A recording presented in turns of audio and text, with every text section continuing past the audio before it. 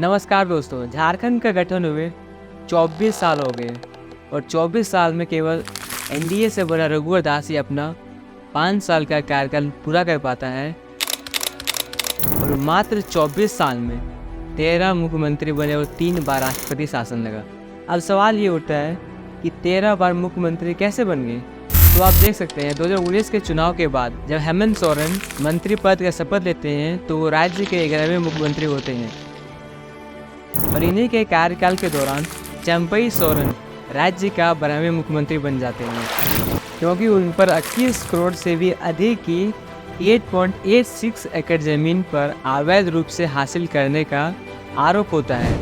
जिसके कारण उसे 31 जनवरी 2024 को गिरफ्तार कर लिया जाता है और गिरफ्तारी के ही दिन पहले ही वह मुख्यमंत्री पद से इस्तीफा दे देता है और जमानत मिलने के बाद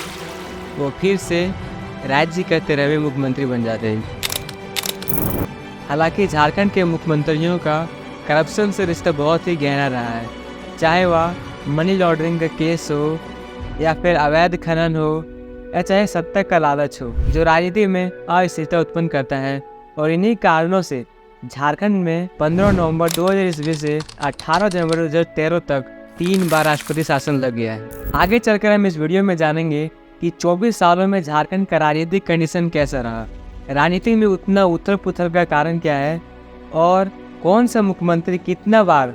मुख्यमंत्री पद हासिल किया और कौन से मुख्यमंत्री का कार्यकाल कितना दिन रहा। आगे चलकर इस वीडियो में हम और भी यह जानेंगे कि केवल रघुवर सरकार ही क्यों अपने 5 साल का कार्यकाल पूरा कर पाते हैं, बाकी अन्य मुख्यमंत्री क्यों नहीं कर पाए।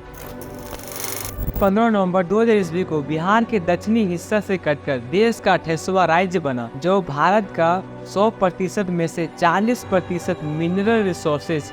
अकेले झारखंड योगदान करता है। इसके बावजूद भी झारखंड भारत का दूसरा सबसे बड़ा गरीब राज्य है। So let's get started this video from here.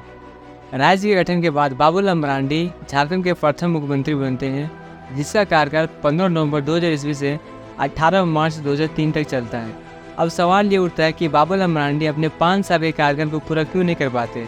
तो होता कुछ ये कि उस समय की जो सरकार थी वो गठबंधन सरकार थी, तो सहयोगी पार्टियों में असहमति होने लगती है, जिसके कारण बाबूलाल मरांडी को 18 मार्च 2003 को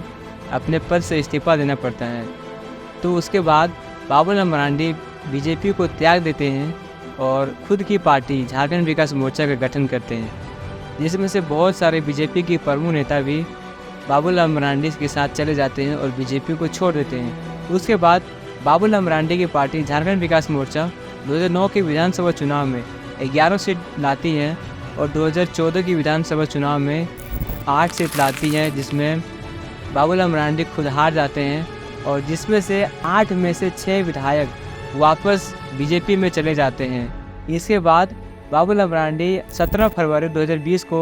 वापस बीजेपी में मर्ज हो जाते हैं। जब बाबूलाल मरांडी अपने पद से इस्तीफा देते हैं, उसके बाद अर्जुन मुंडा झारखंड के मुख्यमंत्री बनते हैं और अर्जुन मुंडा झारखंड के मुख्यमंत्री 3 बार बनते हैं,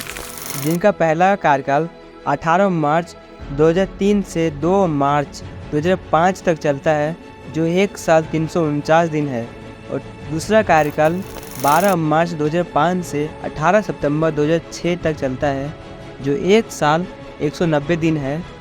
और तीसरा कार्यकाल 11 सितंबर 2010 से 18 जनवरी 2013 तक चलता है, जो 2 साल 129 दिन चलता है। तो 2005 के विधानसभा चुनाव में कोई भी पार्टी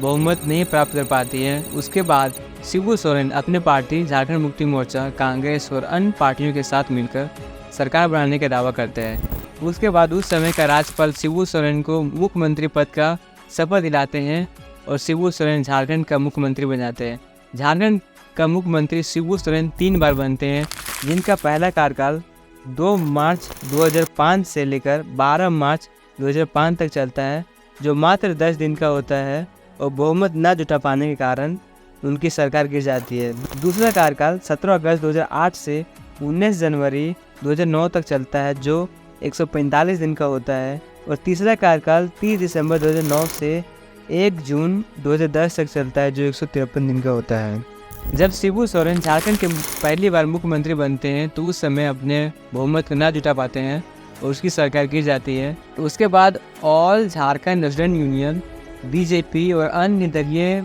पार्टी साथ मिलकर गठबंधन बनाते हैं और अर्जुन मुंडा को झारखंड का मुख्यमंत्री बनाते हैं। इसी प्रकार का खेल चलता रहता है और फिर इस प्रकार से झारखंड के मुख्यमंत्री बनते जाते हैं।